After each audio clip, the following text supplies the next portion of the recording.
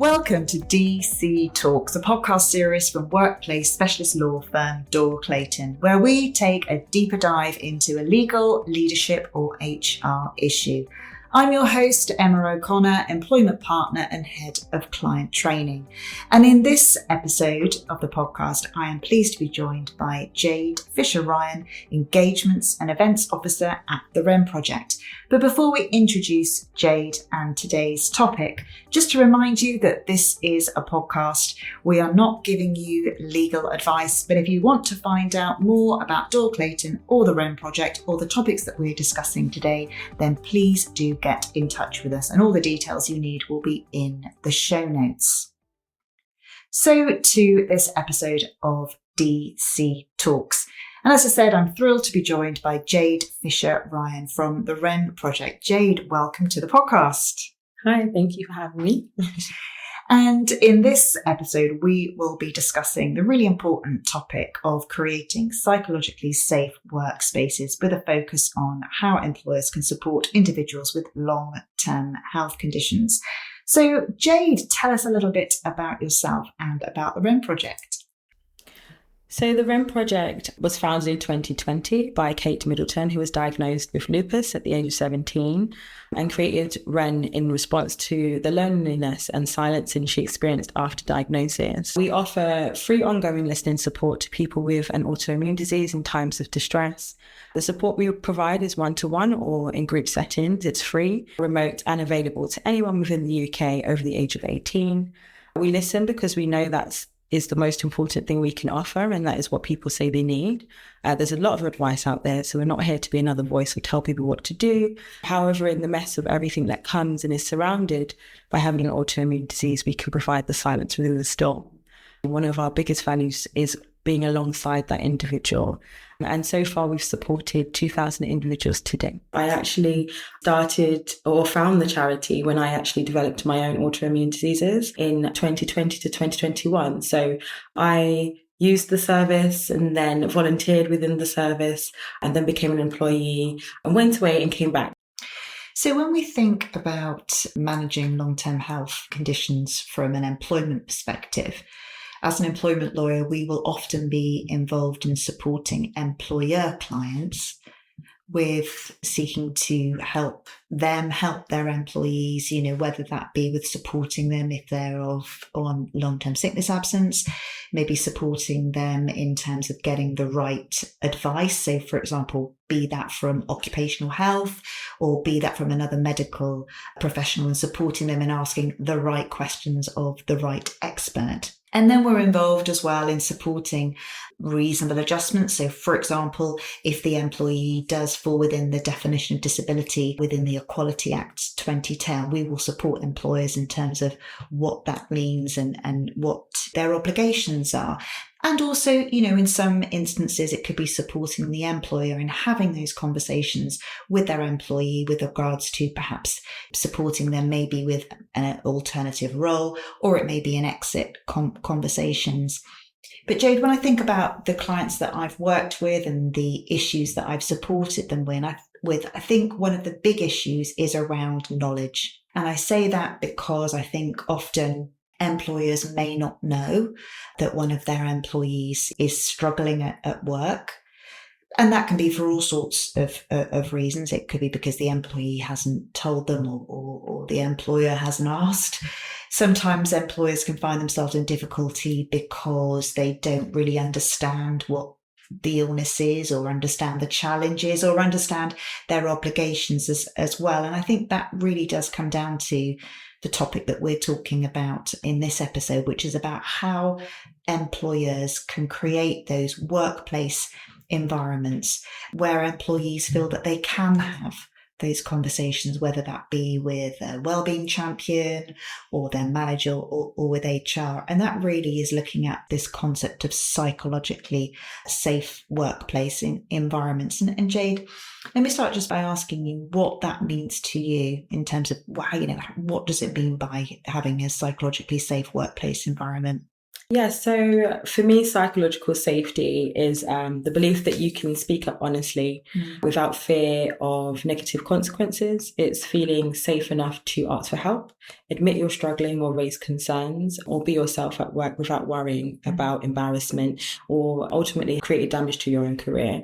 And specifically for long-term illnesses, for someone living with a long-term health condition, psychological safety means feeling able to say, I'm having a difficult week or I need some support without fearing that they'll be seen as less capable or less committed or less valuable.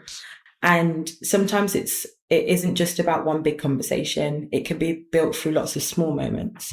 How you react when someone shares a concern, whether you listen without judgment, or whether you believe their experience, or whether you follow through on what you've promised. On my personal kind of lived experience with having a long-term health condition, mine developed halfway through my career. So it wasn't that I had it since birth. I'd never really understood what it meant to have an autoimmune disease. I was 29 when I developed 2 autoimmune conditions, and then had to kind of navigate what this looks like. And it took a little while for me to get a diagnosis. We know that the average person takes about 7 years sometimes to actually be diagnosed fully, for doctors to really understand what their condition is and what it looks like. And then that just kind of manifests in different ways and it changes. So it means that individual has no real certainty for themselves to then pass on to the employer. And for me, I was nervous to mention that I had my conditions now. What did that mean for my capabilities in my role? Did I understand what I was going to be asking of my employer in terms of reasonable adjustments? What does reasonable adjustments actually mean? And I think it's always comfortable to be able to feel like you can actually have that two-way conversation with your manager or a HR individual or anyone that you feel comfortable in the business to come to that conclusion together. And I think sometimes that can be the biggest help from an employer. And I know that a lot of people maybe struggle to wonder what to say, or a managers may be worried about saying the wrong thing. But I think sometimes in these scenarios, there kind of is not the wrong thing, if that makes, there's not a wrong way of saying anything. It's just being listened to, being heard. And I think as humans, we think we're really good at listening, but a lot of us listen to reply rather than listen to understand. And that's where the REM project has really helped me to understand a bit more about what it feels like to be listened to myself, but also what it's like to listen to other people and not feel like you have to have all the solutions, which is, the biggest thing around psychological safety. It's coming to a conclusion together. And for me, what you say there about reaching a solution together, I think is actually the best approach. And certainly from a legal perspective, when I'm thinking about, okay, we've got somebody who has a potential disability is defined under the legislation, we then have to think about, okay, reasonable adjustments on what that might look like. And I always say, think about it in terms of a blank piece of paper, like a roadmap. We're at point A, we want to get to point B, which is having you back at work. And how are we going to navigate that? And I absolutely agree with you. I think the best approaches that I've seen has been where the employer and the employee have worked together.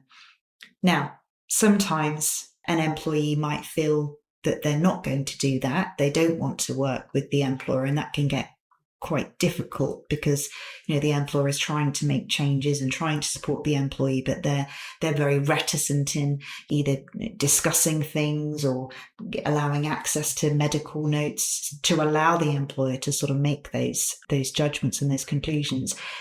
From your experience, I wonder what advice could you give to employers who are maybe in that situation where they have an employee who they want to help, they want to have conversations with, but they're not getting that two-way approach? Well, I think it goes back to what we just spoke about in terms of psychological safety and feeling that you already have a natural relationship with your employee. I think it's creating that space that the employee feels like they can enter a room and tell you that they are finding something difficult and they need support around their health, and not feeling like it's going to impact them when it comes to a promotion, or it's going to impact them in terms of the output of their work, and scary words start appearing, such as big performance reviews and performance management. And one of the biggest things for me was I had meetings within my long-term sickness time off, and it was around looking at whether I was going to reach termination of my role.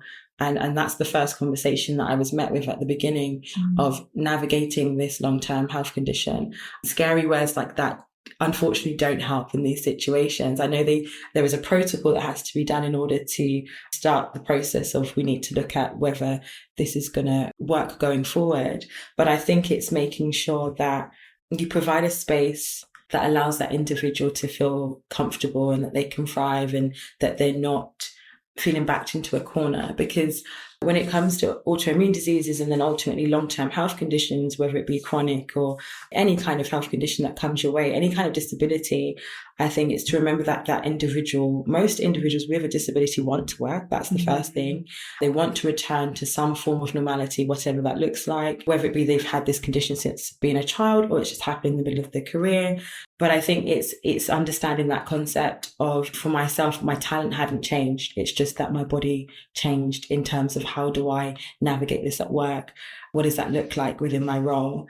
I think the biggest thing would be to start with curiosity and not assumptions. So for myself, I gave a presentation to my team. Now, not everyone would be comfortable to do that, but I was happy to do that, to explain to them, this is what my day-to-day looks like. This is what it looks like when it's a bad day. This is what it looks like when it's a good day. And this is what an autoimmune disease looks like in general, because a lot of people might not know what that particular health condition could be and what it means. So I think it's having a proactive kind of approach rather than reactive. Is there a way that as an employer or as a manager or a HR individual, you could research what that person has told you they have, instead of using words such as you don't look sick or what exactly is wrong with you? It could be, well, how does your condition affect you at work right now? And managers don't need to be medical experts. I think that's the biggest thing. It's focusing on the impact of that condition rather than the diagnosis itself. You don't have to give any kind of solution to the actual condition, but how does that person carry out their role in a practical way for both individuals? And also making sure that conversation is ongoing. Sometimes we think, I've noticed with reasonable adjustments, it's the idea of there's a reasonable adjustment put in place for a period of time, and then we go back to normal because, your health should be better by then. And unfortunately, with some long-term health conditions, it's not that someone's broken their leg and they're recovering and now they can go back to work. It's that days are different and it changes, conditions are different. They may have medical appointments that they have to see to at the drop of a hat, and it's not something they can control. With a lot of people with autoimmune disease, for example, I have 3 different doctors. So I see all 3 different doctors at different times because at the moment it's very fragmented in terms of the care. So each organ that's being dealt with means I have a different appointment each time. I have to go for different blood tests, scans, things like that. And I think what helped me to feel comfortable was that I had an arrangement with my manager that, worked for both of us in terms of when appointments did arise. I didn't feel guilty for having to go to that appointment, but I knew I could then make up the work in a different way. Just looking at maybe the time of day when I start my work, for me, I know that my mornings are not great because I have rheumatoid arthritis. So it means that I could wake up really stiff and it could take half an hour to get out of bed. It could take 5 minutes to get out of bed. So I make sure my mornings are not heavy with meetings that I need to attend to straight away. It might be heavy with more admin tasks. Should I not feel well to do so, I could then lean on those tasks and then get into the kind of main part of my role a bit later. And that's an adjustment I made for myself with my manager. So yeah, I think it's just believing people, listening to your employee and just having that open conversation ongoing, and showing that you care. And again, Jade, just to echo that, I always say to managers, and when I'm running, management training sessions, it's really important to create those high trust relationships. And what you talked about there in terms of, I had a really good arrangement with my manager in terms of, I needed to swap out tasks or front load or back load the day. And you were able to do that because you had a manager who understood, but also a relationship with your manager and with your employer, which was built on trust, which isn't clock watching and focusing more on output, which again is something I think is really important, not just when we're thinking about managing employees who have a long-term health condition, but generally speaking in terms of management behaviours anyway. And also, the point about being aware being kind, moving to sort of, managers now who can demonstrate empathy and understanding. Because if you do that and you have that trust with your people, again, they're going to want to work. They're going to want to be engaged with what you're doing, part of the goals and part of the success story. So Jade, you work with lots of different organisations. Tell us what those good organisations are doing in terms of creating those safe spaces and really developing that awareness and support for their employees with long-term health conditions. So what we tend to see in other organisations is that they're creating spaces that to listen more and listen to, as I said before, understand rather than just to reply, to really kind of meet their employee wherever they're at and see how they can work with that employee to create that reasonable adjustment that works for both the organisation and the employee's performance. There's a lot around improving disability inclusion and just making sure that there's more awareness. So a lot of the talks that I've done in some of the organisation is just helping people to understand what some of these conditions are, what they look like, how they show up in the workplace, educating managers on what it looks like to have psychological safety and to create psychological safe spaces, but also feel comfortable with opening the conversation and what to say, and to know that there's not one thing that fits all, if that makes sense. Absolutely. And that then leads to higher disclosure cultures or higher disclosure rates where individuals feel like they don't need to hide that they have a condition. For myself, I know that I pause whenever I've applied for a job and there's that question of, do you consider yourself to be disabled? And I think, well, what if there is a bias there that I don't, or the person doesn't realise they have? And could that go against me? Should I wait or should I tell them now? Should I wait until I'm in the role and then say that I have a disability? Do I believe I have a disability? That's another thing. So I think it's the more that an organisation speaks quite openly about having a culture around disability inclusion, is more comfortable that an individual knows that that's a safe space and a safe workplace to engage with or be in. And a lot of organisations are supporting employees before they reach their crisis point. As I said before, less reactive and more proactive. The little questions that could open up the conversation within their performance review or for that year of, is there anything that's changed for you that we need to talk about, that we can make an adjustment on? How is it? Just simple questions sometimes of being asked, how are you? Absolutely. Yeah, exactly. It can sometimes, especially in Britain, it can be a very weird greeting and the person's already on their way before you've even answered. And it could be that it's like, today's not a good day. And then you want to give that information. But the amount of times, I think there was, I've listened to a few audiobooks that talk about sometimes you should ask how someone is 3 times because you'll actually get the real answer by the 3rd time. And that can, a lot of organisations are becoming more comfortable with having a conversation and allowing employees to be that voice as well. Employee resource groups are really good, colleague network groups, so, different organisations call them different things. And that empowers people to share the awareness of what they have as a lived experience, but also feel like the company actually cares, the organisation actually has an interest in what they have.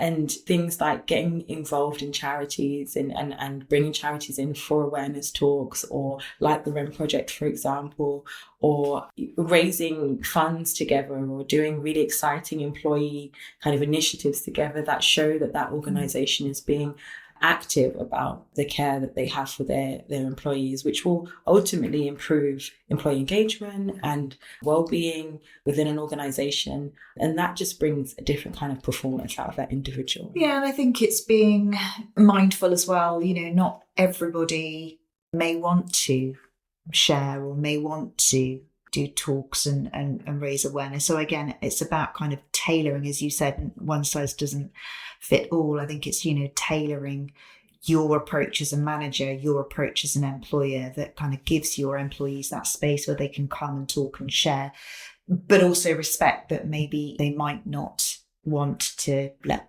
wider team know and wider employer know. So I think you're right. I think it's having that honest and open conversation with individuals as well. So Jade, we've talked about what psychological safety means to you and your experience of workplaces that maybe have done that well, and maybe those that have done that not so well. We've also talked about some tips that you've got for managers and employers who are engaging with employees, and also encouraging that two-way discussion so that employees feel, if they want to share wider, or also to respect maybe that they want to keep certain information to themselves, always making sure that we are, of course, complying with our legal obligations and supporting employees as and when we should. What would be your final takeaway? My final takeaway for different individuals, whether it be an employer, HR individuals or managers, would be it's how you do something, it's how you have that conversation. I think there's that quote by Maya Angelou that I'm not very good at and probably be paraphrasing, but it's often people remember how you made them feel rather than what you say or what you've done. The same policy can feel completely different depending on the quality of the relationship and trust between the manager and the employee. And you don't need to have all the answers. Employees aren't expecting you to be the clinicians. Even the clinicians don't have all the answers. What they need is trust, curiosity, flexibility, and a willingness to listen. Creating psychological safety starts from making it safe for someone to say, I'm struggling, without worrying about what happens next. A lot of employees, unfortunately, frequently leave organisations because of poor management, not because of the poor management of the health condition itself, but because they've not been able to have that conversation in a safe environment. So I would just say, just have the conversation. That is the biggest thing. And have the conversation and listen. That's the biggest part, I would say. Listen to understand, not listen to reply. Jade, thank you very much for joining me on the podcast today. Managing long-term health conditions can be challenging for employers. There are legal obligations, legal considerations, and legal risks. People's conditions can often be complex, but always make sure you ask the right questions of the right expert. And as Jade said, you're not expected to know everything. But as Jade said, start with curiosity, not assumptions. Focus on the impact, not diagnosis. Make conversations open and also remember to keep them ongoing as well. Believe in your people and don't wait for a crisis or good advice there. For more information about the REM project, for more information about how Doyle Clayton can support your business in managing employee-related issues, including those relating to long-term health and managing that within the Equality Act, then please do get in touch. Until I get the chance to talk to you again, thank you for listening.